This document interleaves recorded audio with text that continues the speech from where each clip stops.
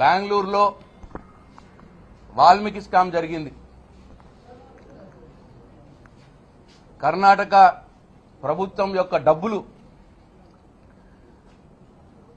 అక్కడ కాంగ్రెస్ ప్రభుత్వం ఉన్నది.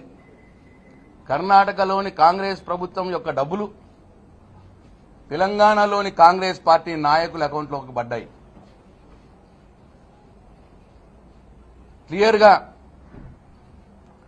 ఉన్నది. అకౌంట్లో నుంచి ట్రాన్స్ఫర్ అయినాయి.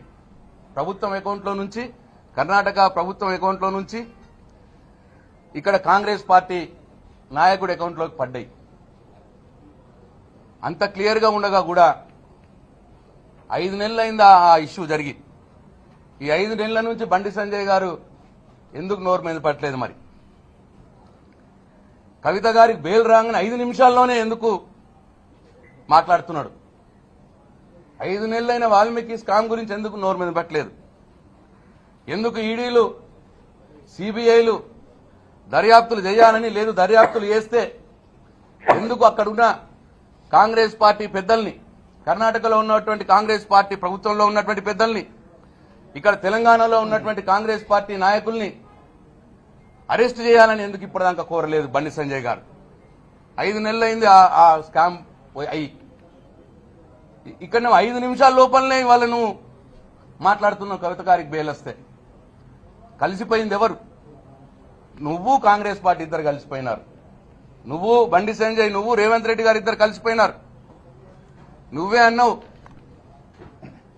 మనం ఒకరికొకరు తిట్టుకోవద్దు, కాంగ్రెస్ పార్టీ వాళ్ళము, కాంగ్రెస్ పార్టీ బీజేపీ వాళ్ళము, మన ఇద్దరం కలిపి కేసీఆర్ మీద పడాలి, టీఆర్ఎస్ పార్టీ మీద పడాలి, బీఆర్ఎస్ పార్టీ మీద పడాలి అని చెప్పి నువ్వే ఓపెన్ గా స్టేట్మెంట్ ఇచ్చినావు. ఇవాళ మీ ఇద్దరు కలిసిపోయినారు. నేను డిమాండ్ చేస్తా ఉన్నా మళ్ళొకసారి, కవిత గారికి సుప్రీంకోర్టు న్యాయస్థానం, సుప్రీంకోర్టు ఈ దేశానికి అత్యున్నత న్యాయస్థానం అయినటువంటి సుప్రీంకోర్టు కవిత గారికి బెయిలిస్తే 5 నిమిషాల్లోనే సుప్రీంకోర్టు తీర్పును అపహాస్యం చేసే విధంగా మాట్లాడిన వాడివి 5 నెలల క్రితం జరిగిన వాల్మీకి స్కామ్ గురించి ఎందుకు మాట్లాడట్లేదు? ఎందుకు కర్ణాటకలో ఉన్న కాంగ్రెస్ పార్టీ పెద్దల్ని, ఎందుకు ఇక్కడ తెలంగాణలో ఉన్న కాంగ్రెస్ పార్టీ పెద్దల మీద ఎందుకు కేసులు పెట్టట్లేదు? ఎందుకు వాళ్ళని అరెస్ట్ చేయట్లేదు? ఎందుకు నీ నోరు మూతపోయింది అని చెప్పి నేను బండి సంజయ్ని అడుగుతా ఉన్నా. ఇక్కడ కలిసిపోయింది మీరు. కాబట్టి నువ్వు కేంద్ర హోంశాఖ సహాయ మంత్రిగా ఉండి ఇటువంటి చిల్లర మాటలు మాట్లాడొద్దు. అట్లనే మహేష్ గౌడ్ గారికి కూడా ఇటువంటి చిల్లర రాజకీయాలు మానుకోండి. మీరు ప్రజలకు ఇచ్చిన హామీలు నెరవేర్చే పనుల్లో మీ కాంగ్రెస్ ప్రభుత్వం ఉండాలి తెలంగాణలో. అంతే తప్ప న్యాయస్థానాలు ఇచ్చినటువంటి తీర్పుని అపహాస్యం చేసే విధంగా మాట్లాడడం మంచిది కాదు అని చెప్పి నేను మహేష్ కుమార్ గౌడ్ గారికి అట్లాగే బండి సంజయ్ గారికి ఇద్దరికి కూడా హెచ్చరిస్తా ఉన్నాను బీఆర్ఎస్ పార్టీ తరఫున.